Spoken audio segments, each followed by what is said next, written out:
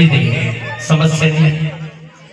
तो ये नशीले पदार्थ है भाई, तो इससे पैसा खर्च होता है, वही पैसा बचाओगे बेटा बेटी की शिक्षा में काम आएगा। बेटा बेटी यार देवदास के तो ऐसा बता रहा है, तो ये आपका फायदा होगा, देवदास का नहीं होगा, फायदा आपका होगा। आप अगर ऐसा नियम करते हैं तो फायदा आपका होगा, धन धान से परिपूर्ण होने लगेंगे, घर में प्रकाश आ जाएगा, परिवार खुशहाल होने लगेगा। और ऐसा पालन करेंगे तब, ठीक है ना भैया? तो सब लोग मानने को तैयार है कि नहीं? हाथ उठा करके बताओ, मानेंगे सब लोग ना सब? हाँ चलिए। और ये बुढ़ाल बेटा समो बाबा,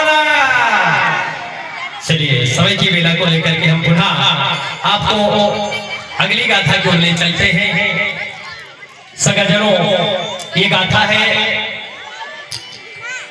लांजीगढ़ का, जहां लांजीगढ़ में बहुत ऐसे छोटे छोटे साम्राज्य थे। उन साम्राज्यों पर सैमान राजा का राज्य था, जो मरावी गोत्र का था। बालाघाट जिला में जो लांजीगढ़ है, लांजीगढ़ क्षेत्र में जो बैहर है, बैहर काना किसली, वहां बहुत सारे छोटे छोटे जो गणराज्य है, उन गणराज्यों पर एक सैमान राजा राज करता था। सैमान राजा की रानी का नाम झमिया रानी था। वो झमिया रानी, सैमान राजा और झमिया रानी वहां राज करते थे। उनके सांसारिक जीवन में एक पुत्र का जन्म होता है, जिसका नाम भूरा रखा जाता है। भूरा सगाजनों, भूरा रखा जाता है। भूरा जो है बड़ा साहसी, बड़ा निडर और बड़ा संघर्षशील व्यक्ति बालक था। सैमान और झमिया रानी का पुत्र का नाम था भूरा। एक भूरा मेरे सगाजन वही बैहर लांजीगढ़ काना किसली के जंगल में शिकार खेलने के लिए जाता है। और खेलते खेलते, शिकार खेलते खेलते उसको प्यास लग जाती है, और प्यास की तलाश में वह जंगल में भटकने लगता है। जंगल में भटकते भटकते एक तराई की ओर चला जाता है, जहां पानी का कुंड बना होता है। उसी समय मेरे सगाजनों, उसी समय उसी राज्य के निकट ढोला उइका राजा, एक उइका राजा था। वह भी अपनी पुत्री के साथ लकड़ी लेने के लिए उसी जंगल में जाता है। और उसकी ढोला उइका राजा की जो पत्नी थी वो खत्म हो गई थी, तो वह एक ही लड़की उसके पास में थी, जिसका नाम था कोतमा। वह कोतमा बेटी के साथ लकड़ी लेने उसी पास के जंगल में वह भी गया, जिस जंगल में वह भूरा नामक पुत्र भी शिकार खेलने के लिए जाता है। और उस समय सगाजनों, उनको भी भूरा ढोला हुई का राजा और कोतमा बेटी को प्यास लग जाती है। प्यास की ललक में वह भी जंगल में भटकने लगते हैं कि कहीं पानी ना कुंड में, तालाब नदी में मिल जाए तो हम अपना प्यास बुझा ले। इसलिए वह भी दर दर भटकने लगते हैं। भटकते भटकते वह भी एक तराई की ओर निकल जाते हैं। और जब कोतमा देवी को प्यास लगती है तो वह पिताजी ढोला हुई का राजा से थोड़ा कदम बढ़ाते हुए जल्दी जल्दी आगे की ओर प्रस्थान करती है। और उसी समय उसकी नजर उसी भूरा नामक पुत्र के ऊपर पड़ जाती है, और भूरा उस कोतमा को देखता है। और जब ऐसे बियाबान काना किसली के जंगल में दो लड़का लड़की मिलते हैं, एक दूसरे को देख करके वह बड़े मंत्रमुग्ध हो जाते हैं। इतना बड़ा जंगल है और यहाँ सुंदर से कि यहाँ लड़की है, और लड़की ने उस कोतमा ने देखा बड़ा सुंदर राजकुमार है, ये जंगल में क्या कर रहा है। दोनों ने एक दूसरे को देखा और देख करके देखते ही रह गए। पहली बार जब किसी को पहचान नहीं होता है, किसी को जानते नहीं है, तो उसको घूर घूर करके देखते हैं कि पता नहीं कहाँ से आया है, क्षेत्र का नहीं है। तो ऐसे करके वो भूरा उस कोतमा को देखता है और कोतमा भूरा को देखती है, और कुछ पल एक दूसरे को देखते हैं और मंत्रमुग्ध होकर के दोनों उसी तराई में पानी के कुंड में प्यास बुझाने के लिए चले जाते हैं। और पीछे से ढोला हुई का राजा भी चला जाता है। वह भी देखता है इस जंगल में सुंदर राजकुमार ये, तो दोनों आपस में पानी पीते हैं और पानी पीकर के प्यास बुझा करके आपस में अपना जन परिचय करते हैं। जन परिचय करते हैं कि आप कहां से, किस गढ़ से आए हुए हो। तो वह भूरा नामक पुत्र अपना राज्य, अपना गढ़ बताता है और उसी प्रकार से ढूला उइका राजा भी अपना गढ़ अपना परिचय बताता है। परिचय बता करके वह अपने अपने साम्राज्य को वापिस आ जाते हैं। मेरे सगाजन वापिस आ जाते हैं और आकर के वह एक दूसरे से विवाह करने का प्रस्ताव रखते हैं। भूरा अपने माता पिता को बताता है कि जंगल में एक ढोला उइका राजा था जो अपनी बेटी के साथ जंगल में लकड़ी लेने आया था। उसकी जो लड़की है बहुत सुंदर लड़की है, विवाह करने योग्य है। और गौतमा ने भी देखा ये लड़का भी बड़ा सुंदर है, बोले ये भी विवाह करने योग्य है। और आज वर्तमान में ऐसा होता भी है, अच्छा कोई अगर लड़का होता है आचार और विचार बनने वाला तो प्रत्येक बेटी का मन होता है इसे जीवन साथी बनाना चाहिए। और अच्छा बेटी अगर आचार विचार से चलने वाली लड़की होती है तो लड़का का मन भी होता है इसे जीवन साथी बनाना चाहिए। दोनों ने मन ही मन प्रसन्न कर लिया और आपस में अपने अपने घर में जाकर उन्होंने प्रस्ताव रखा कि अमुक गढ़ के राजा का लड़का है उससे विवाह करना है। क्योंकि अपना अपना सरनेम गोत्र उन्होंने जान लिया था, गढ़ उन्होंने जान लिया था।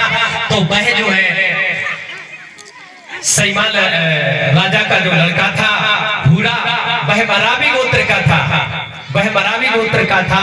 और ढोला उइका राजा वह गौतमा बेटी वो उइके गोत्र की थी। उन्होंने समझा कि आपस में हम संबंध बना सकते हैं। इस संबंध को बना करके उन्होंने आदर पूर्वक प्रस्ताव रखा अपने माता पिता से।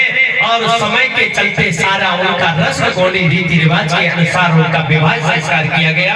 और विवाह संस्कार के चलते सारी रस्म अपने समाज व्यवस्था से संपन्न किया गया। करने के बाद में उनका विवाह हो गया और अपने राजमहल में आकर के संसारिक जीवन बिताने लगे। और बिताते बिताते मेरे सगाजन उनका संसारिक जीवन बीतते बीतते वह गौतमा रानी गर्भ को धारण कर जाती है, गर्भवती हो जाती है, गर्भवती हो जाती है। और उसी समय गौतमा रानी को भी दास दासियों के साथ जंगल में कुछ चटपटा खाने की इच्छा होती है। बोले मेरी इच्छा है कि जंगल में जाकर के मैं कुछ फलाहार करूं, क्योंकि वो चैत का महीना था और चैत में अचार महुआ तेंदू नाना प्रकार के फल जंगल में आ जाते हैं। तो रानी का मन हुआ, बोले चलो जंगल जाना चाहिए और जंगल में फलाहार करूं। तो उन्होंने सोचा ये गर्भ के धारण किए हैं। अपने पति जो भूरा था उसने सोचा अपने नौकर चाकरों को बोल देते हैं जंगल में जितने प्रकार के फल होंगे उनको लाकर रानी को फलाहार करा देते हैं। फलाहार बुलाकर कराया गया, लेकिन गौतमा रानी की इच्छा तृप्त नहीं हुई। और तब उसने अपनी सासू मां झमिया रानी के समक्ष रखा। झमिया रानी ने भी वही कहा, अपने दास दासियों के लिए जंगल में भेज दिया और सभी अचार महुआ तेंदू तमाम प्रकार के फल बुला करके रानी के समक्ष पेश किया गया। लेकिन रानी ने जिद पकड़ ली, बोले मैं तो स्वयं जाना चाहती हूँ, बोले स्वयं जाकर के फलाहार करूंगी। लेकिन गौतमा रानी को झमिया रानी यानी उसकी सासू ने समझाया, बोले देखो बेटा ऐसी स्थिति में जाना ठीक नहीं है, जंगल है, धूप का समय है और प्रसूति का वक्त बिल्कुल एकदम नजदीक आ गया है। लेकिन बोलते भैया त्रिया हट बाल हट होता है, जब त्रिया अगर हट पड़ जाती है वो किसी की नहीं मानती है, तो वह नहीं मानती है। तो झमिया रानी बोली ठीक है मैं भी तुम्हारे साथ चलती हूँ, और वह साथ जाने को तैयार हो जाती है। चैत का महीना था, दोपहर का वक्त था, धूप काल का समय था।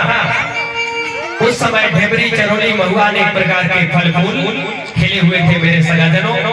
तो झमिया रानी जो है गौतमा अपनी बहू को साथ में ले जाती है, दास दासियां साथ में जाती है और इस पेड़ के नीचे गौतमा रानी को बिठा देते हैं और वह अचार महुआ तेंदू तोड़ने के लिए दूर चले जाते हैं। दूर जाते वक्त होता क्या है मेरे सगाजन, उसी समय कड़कती धूप के बावजूद आकाश में काले काले मेघ छा जाते हैं। आकाश में काले काले मेघ छा जाते हैं। थोड़ी देर में जोरों से आंधी चलने लगती है, जोरदार हवा चलने लगती है और साथ ही साथ बारिश होने लगती है। घनघोर घटा बीज मेघ गरजने लगते हैं। झमिया रानी की दासियां कुछ दूरी होने के बजाय वो तुरंत वापस दौड़ने लगी कि बारिश होने लगी और हमने गौतमा रानी को दूर छोड़ दिया है। ऐसी स्थिति में कोई घटना ना हो जाए, ऐसी स्थिति में कोई समस्या ना आ जाए। तो वह पास में आती है, उस गगन भेदी आवाज में कोतमा रानी ने एक सुंदर नवजात बालक को जन्म दे दिया। एक सुंदर नवजात बालक को कोतमा रानी ने जन्म दे दिया। जैसे उस बालक का जन्म हुआ मेरे सगाजन, उसी समय जोरों से चलने वाली हवा रुक जाती है और काले काले मेघ समान हो जाते हैं। घनघोर घटा बीच में गर्जना बंद हो जाता है। एकदम सारा वातावरण सामान्य हो जाता है। उससे पता चलता है कि यही बालक कोई साधारण नहीं है, बहुत देवी शक्ति के साथ धरती पर आया है। ये कोई चमत्कार बालक है, ऐसा जानकारों लोगों ने बताया। और यह सुंदर रत्न की प्राप्ति पाकर मेरे सगाजनों भूरा और कोतमा अति प्रसन्न होते हैं और उसको फिर बालक को राजमहल में ले जाते हैं। राजमहल में ले जाते हैं।